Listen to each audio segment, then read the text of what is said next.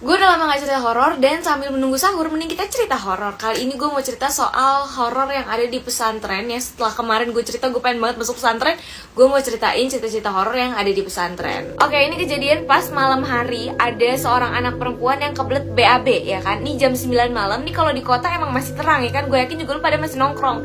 Cuma nih pesantren letaknya ini jauh dari kawasan warga-warga dan lumayan terpencil, dimana di samping-samping pesantren ini masih banyak pohon-pohon rindang yang gede-gede. Jadi otomatis ini gelap banget kan di situ, dan lampunya juga cuma ada beberapa tempat aja, nggak di seluruh tempat ada lampu otomatis, ya masih remang-remang gitulah. Nah cuma karena udah saking kebeletnya nih cewek, akhirnya dia memutuskan untuk tidur. Enggak dong, bisa-bisa jebret di kasur dong. Dia ke kamar mandi lah, gila kali. Dia memberanikan diri untuk ke kamar mandi yang posisinya nih, posisi kamar mandi ini nih di luar asrama. Lu bayangin aja tuh, udah malam-malam, semua orang udah pada tidur ya kan, dia sendirian keluar dari asrama.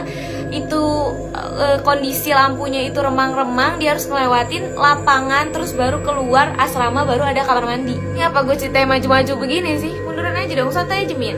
Sampailah dia di kamar mandi. Jadi kamar mandi itu ada 2 bilik, dan di tengah-tengahnya itu ada sekat tembok gitu. Tapi di tengah tembok di sekatan itu tuh ada bolongan yang bisa lah untuk ngoper kayak sabun, sampo dari kamar mandi satu ke kamar mandi satunya lagi. Nah pas sampai di kamar mandi, si cewek ini tuh udah ngeh kalau di kamar mandi satunya lagi tuh ada orang yang lagi mandi, karena suara jebar-jeburnya tuh kayak buru-buru dan kenceng banget.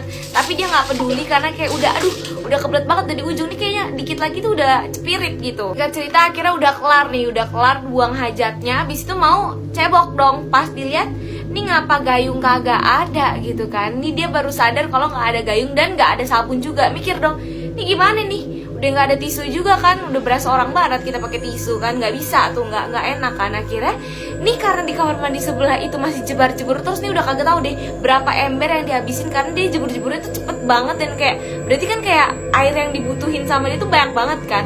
Terus akhirnya si cewek ini memberanikan diri, walaupun sebenarnya agak takut juga, siapa yang mandi malam-malam kan.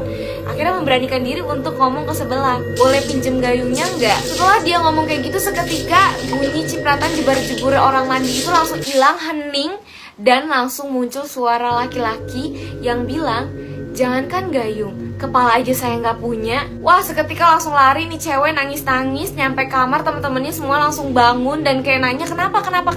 Tambah kaget lagi, si ceweknya lupa pakai celana. Kalau gue jadi dia juga panik sih, kayak gue udah lupa tuh celana bodo amat di celana, yang penting gue kabur dari situ.